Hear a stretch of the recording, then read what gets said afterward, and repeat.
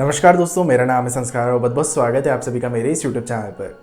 दोस्तों, अगर आप लोग इस चैनल के रेगुलर व्यूअर्स हैं तो आप सभी लोगों को पता होगा कि करेंटली हमारी इंडियन रेलवेज जो है ये वंदे भारत एक्सप्रेस के स्लीपर वर्जन के ऊपर काम कर रही है। इनिशियली इसकी प्लानिंग जो थी ये थी 2020 में अंदर इसको एज ए ट्रेन 20 लॉन्च करने की, लेकिन बीच में काफ़ी सारे कॉम्प्लिकेशंस आए जिसकी वजह से ये प्रोसेस जो है ये डिले हो गई। लेकिन अब जैसे कि वंदे भारत एक्सप्रेस का यहाँ पे प्रोडक्शन जो है ये सीमलेस हो चुका है, तो इंडियन रेलवेज यहाँ पे अब ट्रेन 20 यानी कि वंदे भारत एक्सप्रेस के स्लीपर वर्जन को लेकर आने की प्लानिंग कर रही है। इसके लिए ऑलरेडी 2 कॉन्ट्रैक्ट जो है ये जारी कर दिए गए हैं, जिसमें से एक कॉन्ट्रैक्ट जो है ये TMH जो कि एक रशियन कंपनी है और RVNL के एक कंसोर्टियम को दिया गया है, और एक टेंडर जो है ये दिया गया है एल्स्टॉम को। अब ये दोनों ही टेंडरिंग प्रोसेस जो हुई है, इन दोनों के अंदर कुछ प्रॉब्लम्स जो है वो नोटिस करी जा रही हैं, और हो सकता है कि आने वाले टाइम में हम लोगों को वंदे भारत एक्सप्रेस का स्लीपर वर्जन, जिसको कि हम लोग अगले साल के एंड तक एक्सपेक्ट कर रहे हैं, इसमें हम लोगों को थोड़ा डिले देखने के लिए मिले। तो आखिरकार क्या चल रहा है यहाँ पे इंडियन रेलवेज के बीच में और इन टेंडरिंग कंपनीज के बीच में, आइए आज की इस वीडियो में हम लोग थोड़ा सा डिटेल में समझने की कोशिश करते हैं। चलिए फटाफट से आज की इस वीडियो को शुरू करते हैं। दोस्तों देखिए कि यहाँ पे हुआ ये है कि अभी हमारी जो वंदे भारत एक्सप्रेस का स्लीपर वर्जन है, इसके लिए 2 कॉन्ट्रैक्ट जो है ये जारी किए गए हैं, जिसमें से एक जो है वो रशियन कंपनी TMH और RVNL के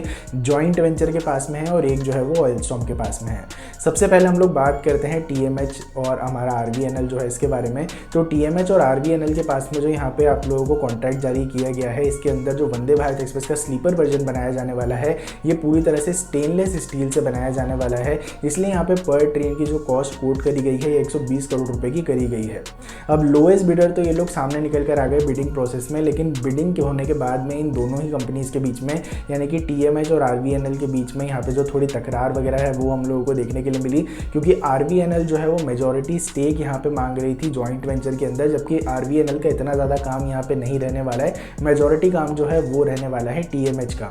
तो TMH इसको लेकर एग्री नहीं कर रही थी, लेकिन फाइनली अभी रिसेंटली थोड़े दिन पहले की बात है, RVNL की तरफ से एक ऑफिशियल नोटिस यहाँ पे निकल कर आया है, जिसमें बताया गया है कि TMH और RVNL के बीच के यहाँ पे जो डिफरेंसेस हैं इनको सॉल्व कर लिया गया है, जहाँ पर TMH जो है इसको 70% स्टेक दिया जा रहा है जॉइंट वेंचर के अंदर, 25% यहाँ पे RVNL के पास में रहेगा, और 5% जो है वो एक और कंपनी है जो कि इनकी मैन्युफैक्चरिंग में मदद करने वाली है, तो उस कंपनी के पास में 5% स्टेक रहेगा। तो ये वाला मैटर जो है अब सॉल्व हो गया है, और आने वाले टाइम में हम लोगों को TMH और RVNL के जॉइंट वेंचर की जो वंदे भारत एक्सप्रेस है, जो कि स्लीपर वर्जन के साथ में आने वाली है, इसकी मैन्युफैक्चरिंग हम लोगों को शुरू होते हुए दिखने वाली है। अब हम लोग बात करते हैं कि एल्स्टॉम जो वंदे भारत एक्सप्रेस बनाने वाली है, इसमें हम लोगों को क्या प्रॉब्लम देखने के लिए मिल रही है। अब देखिए दोस्तों, एल्स्टॉम यहाँ पे जो वंदे भारत एक्सप्रेस बनाने वाली है, ये हमारी RVNL और TMH यहाँ पे जो वंदे भारत बना रही है, इससे थोड़ा डिफरेंट रहने वाली है, क्योंकि ये लोग जो वंदे भारत एक्सप्रेस बना रहे हैं ये स्टेनलेस स्टील से बना रहे हैं, लेकिन एल्स्टॉम जो वंदे भारत एक्सप्रेस बनाने वाली है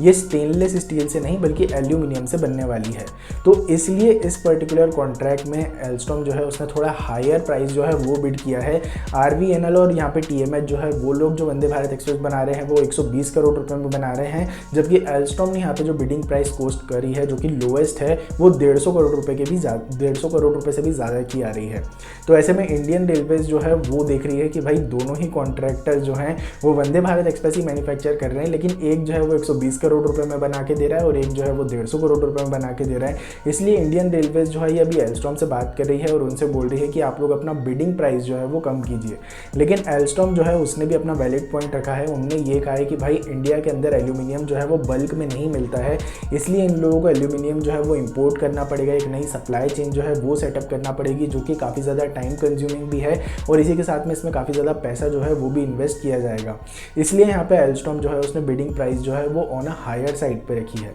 अब देखने वाली बात ये रहती है कि इंडियन रेलवेज जो है वो इन सारी चीज़ों को कंसीडर में लेती है या फिर नहीं लेती है, क्योंकि अगर इंडियन रेलवेज को ये बिडिंग प्राइस ज़्यादा ही लगता है तो एक चीज़ ये हो सकती है कि भाई ये वाला टेंडर जो है इसको रद्द कर दिया जाएगा, फिर वापस रीटेंडरिंग प्रोसेस करी जाएगी, तो उसमें काफ़ी ज़्यादा लंबा यहाँ पर प्रोसेस जो है वो हम लोगों को देखने के लिए मिलेगा। दूसरी चीज़ ये हो सकती है कि एल्स्टॉम जो है वो खुद ही बैक ऑफ कर जाए कि भाई इतने कम पैसे में तो हम लोग नहीं बना के दे पाएंगे। हालांकि एल्स्टॉम जो है उसने करंटली इंडियन रेलवे से बात करते हुए कहा है कि वो कुछ हद तक यहाँ पे जो उसकी बिडिंग प्राइस है वो कम कर सकती है, लेकिन इसको बहुत ज़्यादा आप लोग बोल सकते हैं कि 130-135 करोड़ तक शायद ही वो लोग लेकर नहीं जाएंगे, क्योंकि उन लोगों को भी यहाँ पे इन्वेस्टमेंट करना पड़ेगा आगे जाके सप्लाई चेन को सेटअप करने में।